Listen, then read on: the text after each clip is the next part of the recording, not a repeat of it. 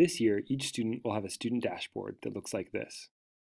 This Google spreadsheet should have been shared with you by your advisor, and in a moment, you'll pause this video and explore it. Let's take a look at it together now. As you can see, there are two tabs, one tab for goals and another tab for learning strategies. We'll get there in a moment. On the left columns, you'll see a spot for you to set goals. In the right column, you'll see a spot for you to reflect on those goals. You'll be setting and reflecting on goals every 2 weeks, starting next Monday. If you scroll down, you'll see all of the dates for each check-in have already been entered for the first semester. Let's look at an example of how we set and reflect on goals using the student dashboard. On Monday, 9/28, this student set 2 short-term goals and 1 long-term goal. One of her short-term goals was to earn an 85% or higher on her vocab quiz in English. She had 2 action steps. The first is to ask her friend Janae to study on Thursday night, and second, to finish the unit review packet. Her other short-term goal was to write all her homework in her planner each night for the next 2 weeks. Her action step to achieve this was to put her planner back in her backpack each night.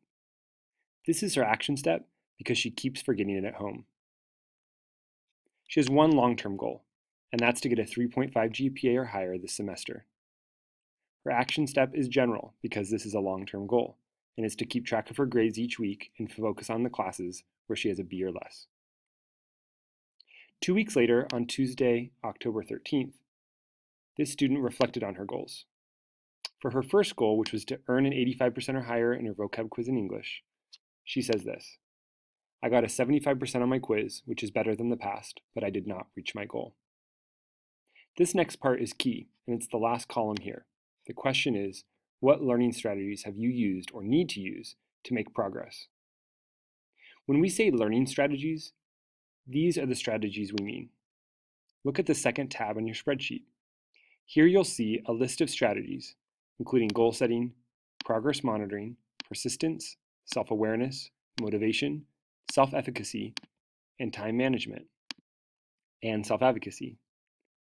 Right now, all of these boxes are blank, but they'll be filled soon with definitions and links to tools for you to practice these things. We want you to think about these learning strategies when you consider whether or not you're making progress on your goal. Let's take a look at how this student explains why she did not meet her goal.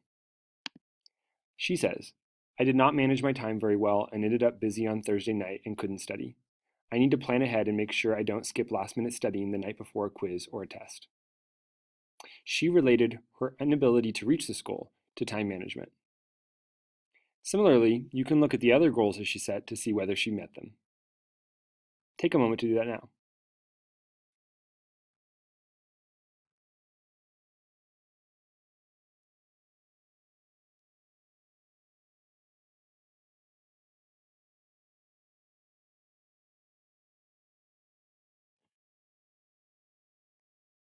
Two weeks later, or on that same day, Tuesday, October 13th, she'll set 2 more short-term goals and 1 long-term goal.